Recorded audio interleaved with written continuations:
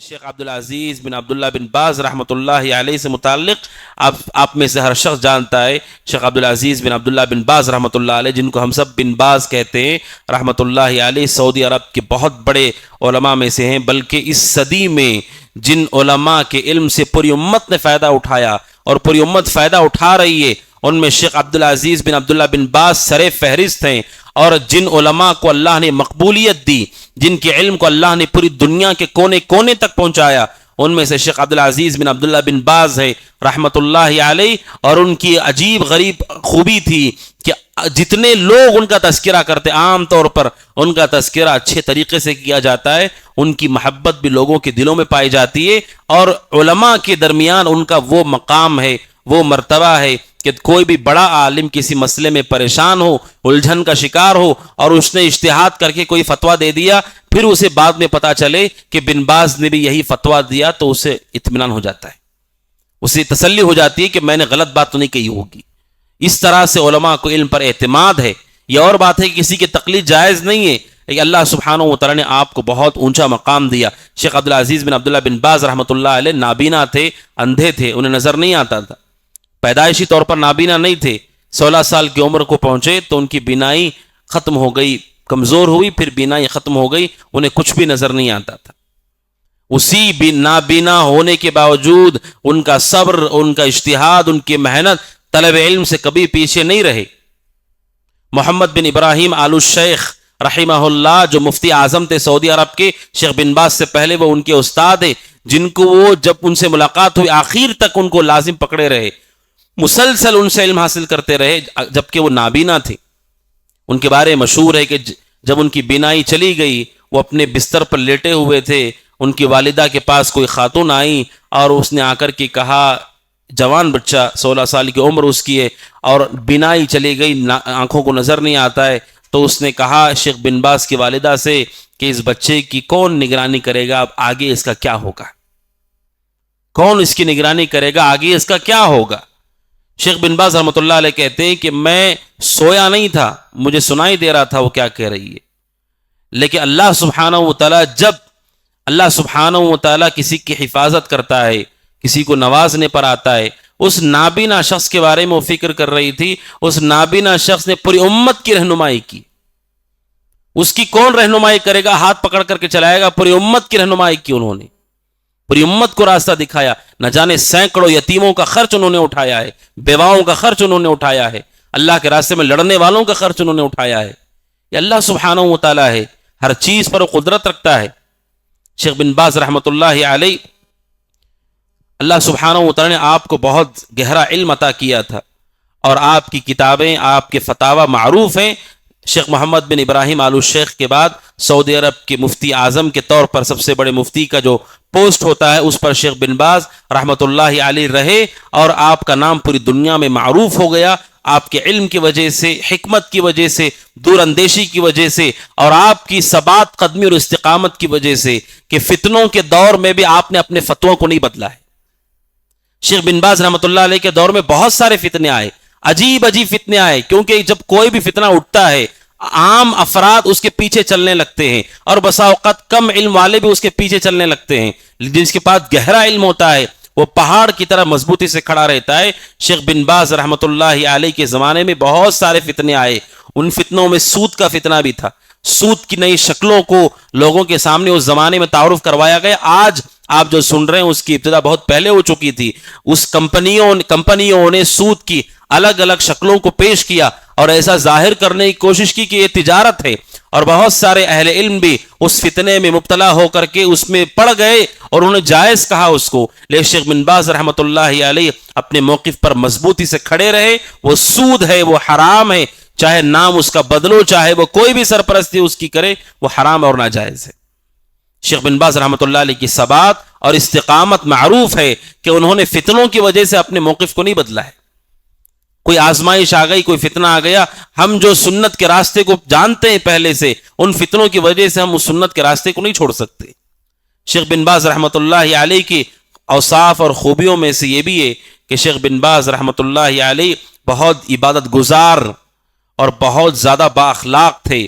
اور ان کے اخلاق بہت نادر ہیں اس زمانے میں۔ اور ان کے اخلاق پر کتابیں لکھی گئی ہیں، اور یہ غلو نہیں ہے، لوگوں نے غلو نہیں کیا، واقعتاً ان کے اخلاق بہت نادر ہیں، اس زمانے میں اس جیسے اخلاق سننے کو نہیں ملتے ہیں۔ سلف صالحین کے جو اخلاق تھے اس کی جھلک آپ کو ملے گی شیخ بن باز رحمۃ اللہ علیہ کے اخلاق میں، کہ چھوٹوں کے ساتھ، بڑوں کے ساتھ، اپنوں کے ساتھ، پرایوں کے ساتھ، اجنبی لوگوں کے ساتھ آپ کا جو اخلاق تھا، آپ کا جو سلوک تھا، علماء کے ساتھ آپ کا جو سلوک تھا، بہت ہی نادر اور بہت ہی خال خال آج آپ کو دیکھنے کو ملے گا۔ اس کے چند نمونے میں آپ کو پیش کرتا ہوں۔ شیخ بن باز رحمۃ اللہ علیہ کے اخلاق میں سے یہ بھی ہے کہ شیخ بن باز رحمۃ اللہ علیہ خود لوگوں کے، ان کے پاس جو مال تھا اس میں سے لوگوں کی وہ کفالت کرتے تھے، ضرورت مندوں کو وہ اپنے مال میں سے خرچ کرتے تھے، مال میں سے دیتے تھے، اور یہ سخاوت بہت معروف ہے۔ شیخ بن باز رحمۃ اللہ علیہ کی یتیم، مسکین، بیوائیں اور پریشان حال لوگ جیسے فتویٰ پوچھنے کے لیے، انہیں سوال کرنے کے لیے کال کرتے تھے، اسی طرح اپنے گھروں کے مسائل کے لیے بھی انہیں کال آتا تھا۔ یہ عجیب و غریب ہے، شیخ بن باز رحمۃ اللہ علیہ صرف انہیں شرعی مسائل کے لیے نہیں، گھریلو پریشانی اور مالی تنگی کی وجہ سے لوگ کال کر کے بات کرتے تھے، اور شیخ بن باز رحمۃ اللہ علیہ اپنے مال میں سے جتنی ان کی استطاعت تھی وہ خرچ ان کا اٹھاتے تھے، ضرورتیں پوری کرتے تھے، جہاں ان کی طاقت نہیں ہوتی وہ لکھ کر کے دیتے تھے حکومت کو کہ حکومت اس ضرورت کو پوری کرے، یا جو صاحب خیر مالدار لوگ ہیں وہ اس ضرورت کو پوری کریں۔ بعض اہل علم نے واقعہ نقل کیا ہے کہ کوئی شخص بن باز کے پاس آیا، چونکہ وہ نابینا تھے، کہا مجھے اتنے مال کی ضرورت ہے، انہوں نے اسے لکھ کر کے دے دیا، اور وہ چیک لے کر کے، وہ کاغذ ورقہ لے کر کے اس نے کیا کیا، اس میں جتنے صفر تھے اس صفر میں ایک اور صفر بھی ایڈ کر دیا،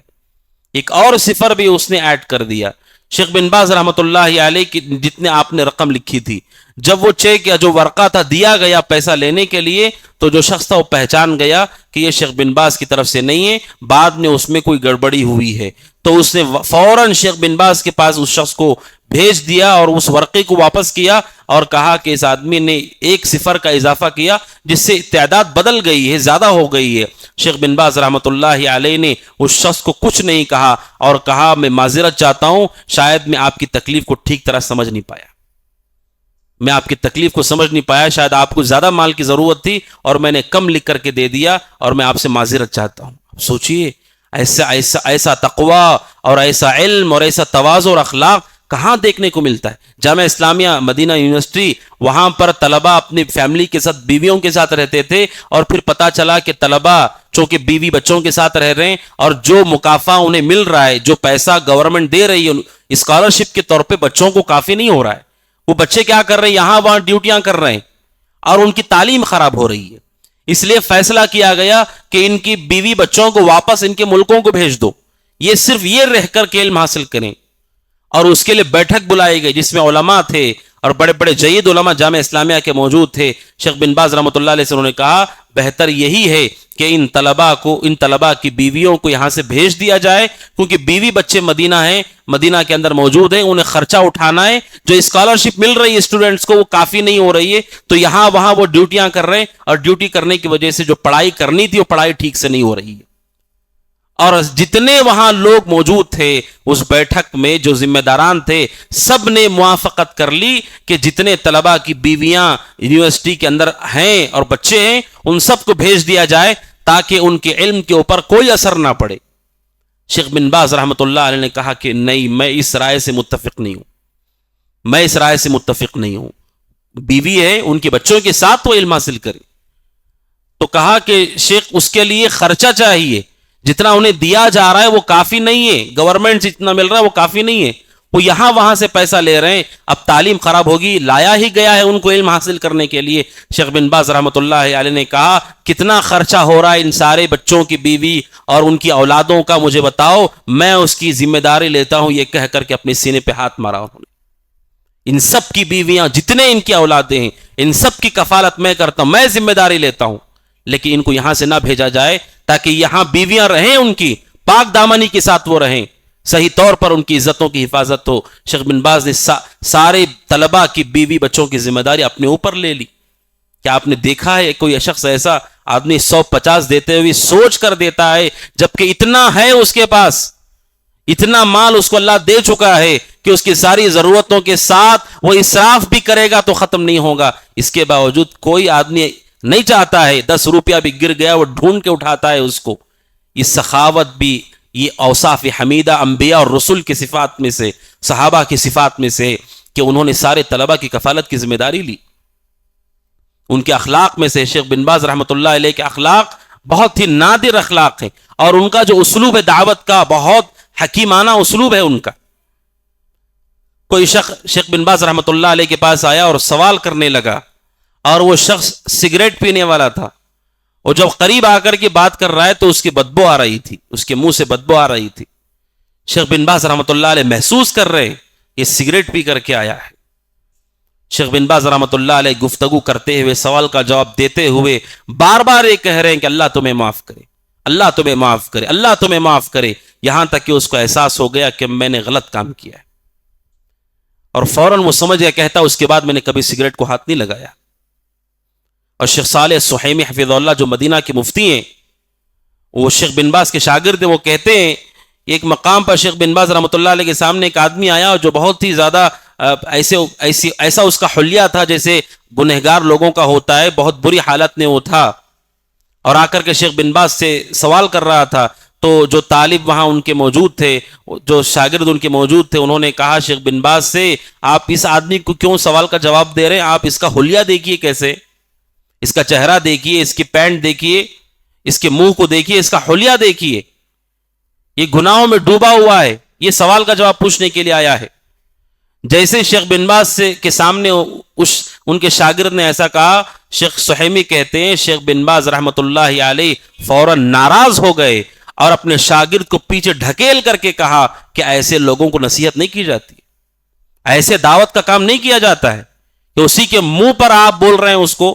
کہ یہ گناہوں میں ڈوبا ہوا ہے، فاسق ہے۔ شیخ بن باز نے کہا ایسے دعوت نہیں دی جاتی ہے، اپنے شاگرد کو پیچھے ڈھکیل دیا انہوں نے۔ یہ سلوک تھا ان کا امت کے افراد کے ساتھ، چاہے وہ علم والے ہوں، چاہے وہ گنہگار ہوں، چاہے وہ محتاج ہوں، کمزور لوگ ہوں۔ اور شیخ بن باز رحمۃ اللہ علیہ کی پوری زندگی علم میں، سیکھنے میں، سکھانے میں، پڑھنے پڑھانے میں گزر گئی۔ شیخ بن باز رحمۃ اللہ علیہ کے بارے معروف ہے کہ وہ کبھی اپنے وقت کو ضائع نہیں کرتے تھے، سفر کی حالت میں بھی اپنے ساتھ شاگردوں کو رکھتے تھے۔ اگر انہیں مدینہ سے ریاض جانا ہے، سواری میں ان کے ساتھ طلبہ بھی ہوتے اور کتابیں بھی ہوتی تھی، اپنی منزل آنے تک ان کتابوں کو پڑھا جاتا تھا، شیخ انہیں سنتے تھے اور اس پر تعلیق چڑھاتے تھے، نصیحتیں کرتے تھے، چاہے سفر کے دوران ہو۔ اور ان کے بارے معروف ہے کوئی بھی بیٹھک ہوتی تھی، ان کے گھر پر ہو یا کہیں پر بھی ہو، اور لوگ خاموش ادھر ادھر کی بات کر رہے ہیں تو کسی آدمی سے کہتے تھے قرآن پڑھو، کوئی بھی آدمی ہو سامنے کہتے قرآن پڑھو، جو آپ کو آتا ہے قرآن پڑھو۔ جب وہ قرآن پڑھتا تو شیخ بن باز رحمۃ اللہ علیہ اس کی مختصر تفسیر کرتے تھے، اس پر تعلیق چڑھاتے تھے،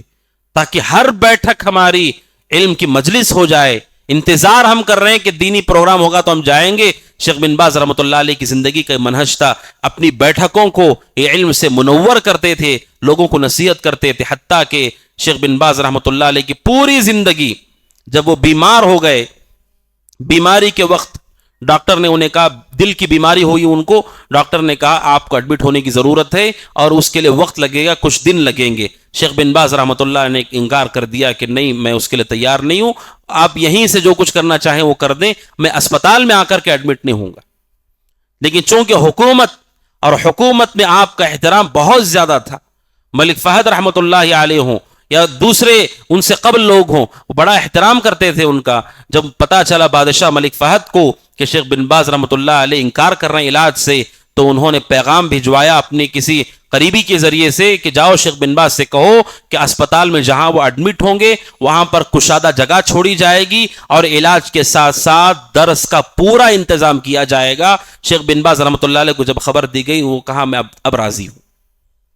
اور ان کو اسپتال میں ایڈمٹ کیا گیا، اور اسی کرسی پر اور اسی بیڈ کے اوپر جہاں ان کا علاج چل رہا تھا کشادہ کیا گیا اسے، اور مسلسل لوگ آ رہے تھے، کالز آ رہی تھی فتویٰ کے لیے، اور ان کے سامنے مسائل پڑے جا رہے تھے، وہ ان کا جواب دے رہے تھے۔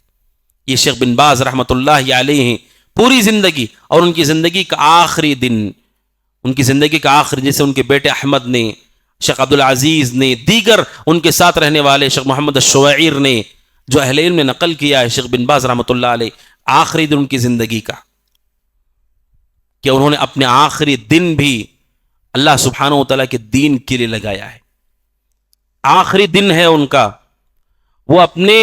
قریبی ساتھیوں کے ساتھ بیٹھتے ہیں اور لوگوں کے سوالات کے جواب دیتے ہیں، حتیٰ کہ انہیں کئی فون آتے ہیں، اس فون کال کو وہ اٹینڈ کرتے ہیں اور اس پر بھی لوگوں کے سوالات کے جوابات دیتے ہیں، حتیٰ کہ رات کے موقع پر شیخ بن باز رحمۃ اللہ علیہ بعد نماز مغرب ان کے گھر میں مجلس جمع ہوتی ہے، شیخ بن باز رحمۃ اللہ علیہ پوری مجلس کو نصیحتیں کرتے ہیں، دین کی تعلیم دیتے ہیں اور کہتے ہیں ان کے قریب رہنے والے شیخ بن باز رحمۃ اللہ علیہ اپنی وفات کے قریب بار بار یہ کہتے تھے اللہ سے، اے اللہ میرا خاتمہ اچھا فرما اور اسلام پر مجھے موت دے، بار بار اللہ سے دعا کرتے تھے، حالانکہ کوئی نہیں جانتا موت کب آئے گی، لیکن وہ ایسا کہتے تھے کثرت سے اپنی مجلسوں میں۔ آخری دن تھا ان کا، عشاء کی نماز کے بعد شیخ بن باز رحمۃ اللہ علیہ مصروف رہے، پھر اپنے گھر والوں کے پاس چلے گئے، دور دراز سے لوگ ملنے کے لیے آئے تھے، ان کے ساتھ گفتگو کرتے رہے۔ دینی مجلس کے بعد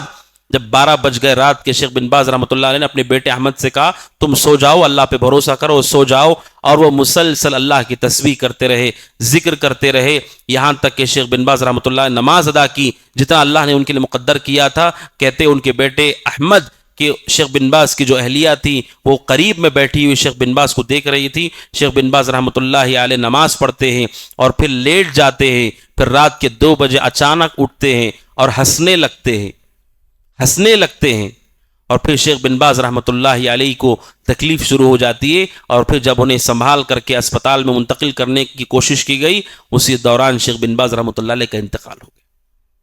پوری زندگی جس نے دین علم کے لیے، اللہ کے لیے، اس کے رسول کی شریعت کے تعلیم کے لیے نشر و اشاعت کے لگا دی، آخری دن بھی اللہ نے انہیں توفیق دی، لوگوں کو دین سکھایا، نصیحتیں کی اور دعائیں کہ اللہ سے، اذکار پڑھے، نماز پڑھی اور مسکراتے ہیں اپنی وفات سے پہلے، اور پھر وہ دنیا چھوڑ کر کے جاتے ہیں، اور آپ کے پیچھے انہوں نے، شیخ بن باز رحمۃ اللہ علیہ نے لاکھوں کروڑوں لوگ ایسے چھوڑے جو ان کے حق میں دعا کر رہے ہیں،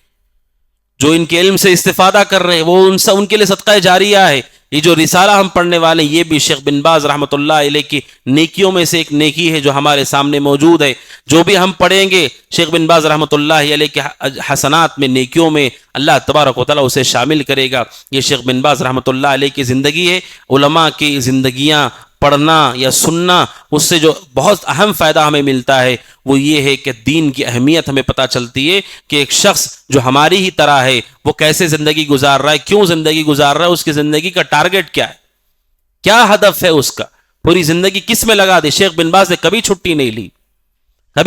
لی، انہوں نے مسلسل وہ کام کرتے تھے، صبح سے لے کر کے رات تک لوگوں کے لیے، علم کے لیے، عمل کے لیے اپنے آپ کو انہوں نے وقف کر دیا، کبھی وقت انہوں نے ضائع نہیں کیا، اور امت کے لیے اتنا قیمتی تراث، قیمتی سرمایہ فتووں کی شکل میں صرف شیخ بن باز کے فتاوی آپ دیکھیں، کئی مجلدات میں آپ کو، کئی ویلیوز میں صرف فتوے ان کے ملیں گے آپ کو جو انہوں نے اپنی زندگی میں دیے،